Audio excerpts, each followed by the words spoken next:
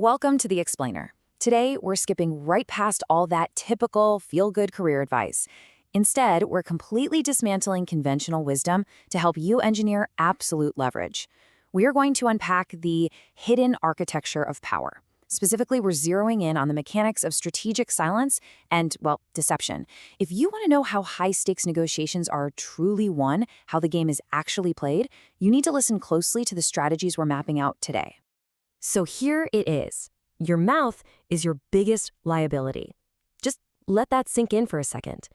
You know, the loudest person in the room, they rarely walk away with the actual win. In high-stakes environments, broadcasting your goals is literally the fastest way to lose your advantage. Every single word you drop without intention, it's just a piece of leverage you're handing straight over to the person sitting across the table.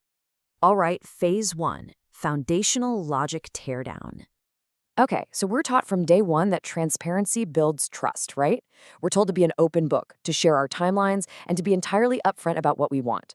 But today, we're methodically tearing down that framework. In reality, absolute honesty is a tactical disaster. It's what we call the open book fatality. Think about it. When you continually reveal your deeply held plans, your timeline, and your desires, you aren't just being authentic. You're handing your opponent a loaded gun, and you're pointing them right to the bullseye. If they know exactly what you're up to, they can perfectly prepare their defense. So what's the predatory alternative to this? The smokescreen. You have got to control the narrative. This is the whole essence of what strategists call Law 3, conceal your intentions. But wait, here's the catch. Standard advice usually just tells you to be secretive. Honestly, that is a massive, fatal flaw. Because being overtly secretive, it just makes you look suspicious. It makes everyone around you super paranoid. The most dangerous, highly effective operators out there, they don't just go completely silent on their goals.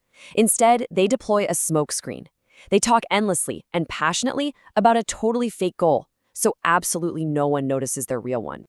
So how do we build this? The execution of a smokescreen in a high-stakes negotiation goes exactly like this. Step 1, demand a decoy concession. Basically, manufacture a red herring that you don't even actually need. Step 2, feign deep interest in it. You gotta guide them down the wrong path, fiercely defending this fake priority. Then, step 3, surrender the decoy. Give it up like you're making this massive, painful compromise, only to pivot and capture your real goal, which of course was your intention all along. By the time they catch on to your true intentions, it is entirely too late. You've kept them perpetually off balance. Moving right along into phase 2, the silence trap.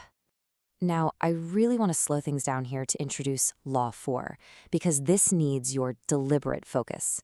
Whether you're in a huge sales pitch, a critical interview, or just a tense boardroom standoff, this right here is where most people completely lose the game. Take a look at this definition: the vomit of insecurity. I know, it sounds harsh, but it is academically sharp and brutally accurate. See, human beings are fundamentally terrified of silence. When a heavy pause drops in a meeting, the amateur panics. They rush to fill that silent void. They over-explain their pricing, they desperately justify their pitch, and ultimately, they literally talk themselves right out of the deal. The more you say in these moments, the more common you appear, and the more control you just bleed out to the other side. The ultimate countermove to this panic: always say less than necessary. Powerful people, they intimidate simply by saying less. Now, the common misstep here is assuming that silence means just sitting there looking disconnected. It absolutely doesn't. It's all about controlling the ratio of information. When you give short, vague, or open-ended answers, you force the other side to scramble. You force them to do the heavy lifting of filling the silence.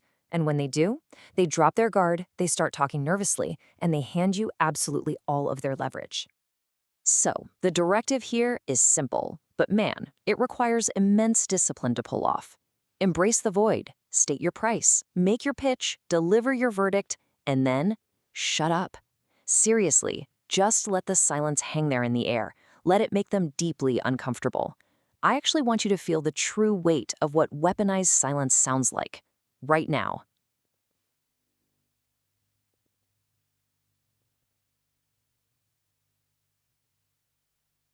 0.